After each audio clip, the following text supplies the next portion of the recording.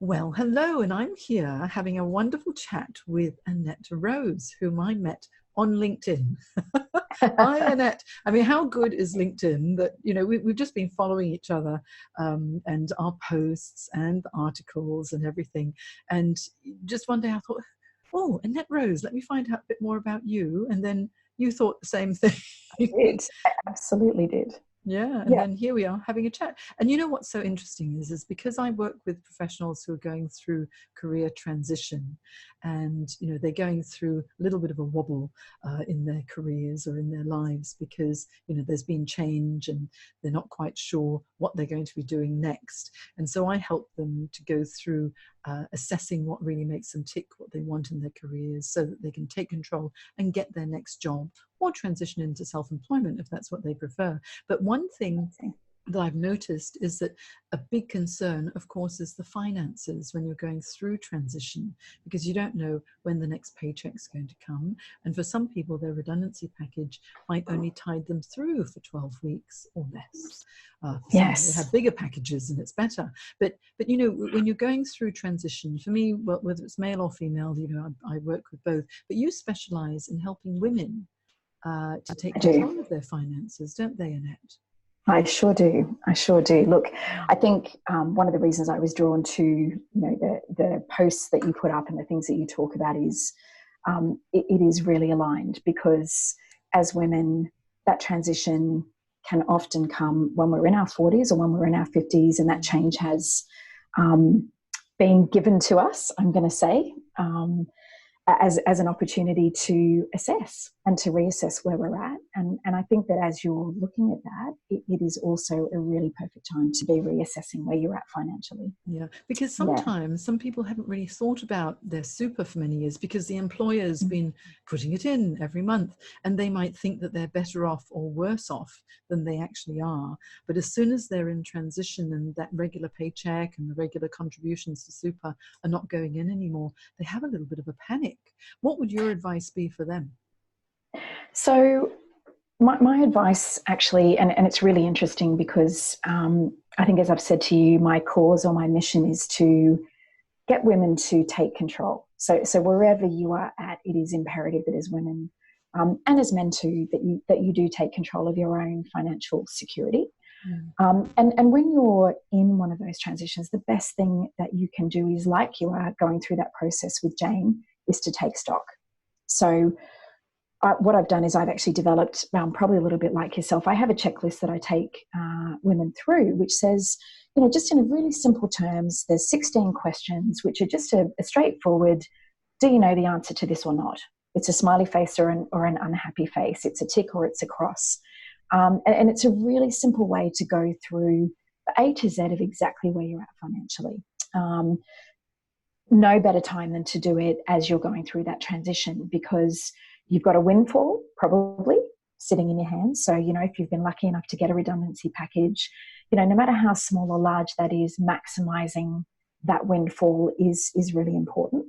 And the way to do that is not to say, yippee, I've got 6 months off and I've got $100,000 or whatever that package might be. No, don't spend it all at once. That's it. That is exactly right. What I'd be saying is, in the same way as you're going to look at what you're going to do next with Jane in your career, it is also really important to take stock and look at what are the core parts of my finances personally for me.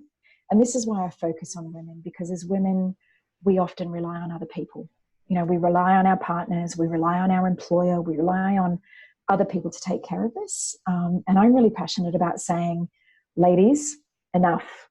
You've got to take control yourself and be that person that knows what you need to know, because it's actually not as hard as you think it is. I don't know if you find that when you're talking to people about, changing careers and what the options are that are available. I think that we can get overwhelmed quickly. And I think finances are quite similar.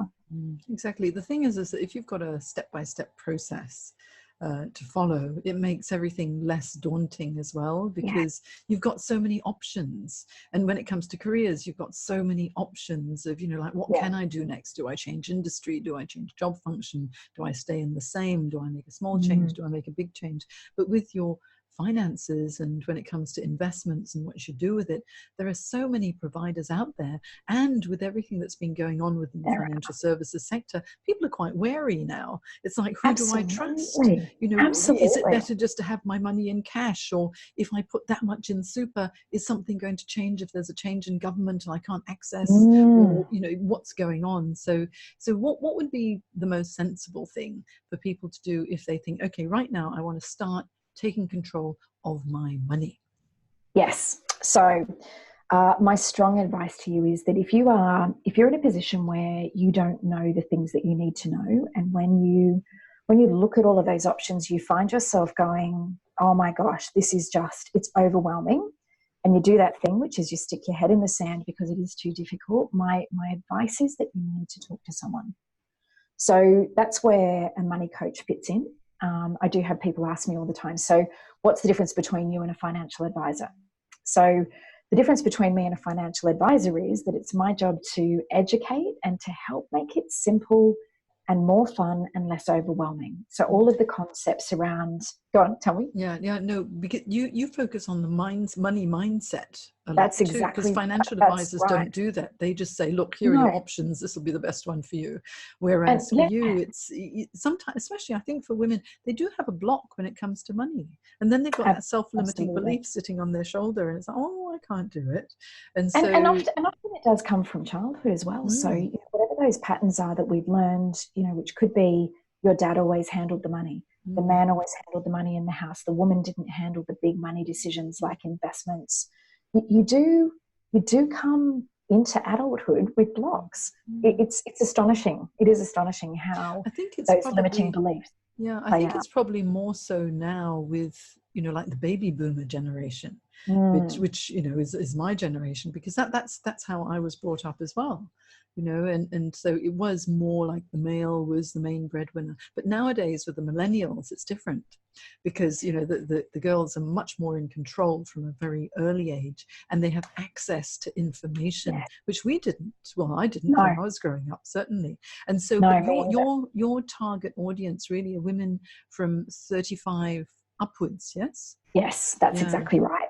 And I think that you know, if you can know that there are people like me who are a money coach, you're not going straight into a financial advisor who starts talking to you about complex financial products, who starts talking to you about risk, who starts talking to you about all these things. And before you know it, you're like, I literally have no idea what you're talking about, and I'm going to run away with my tail between my legs.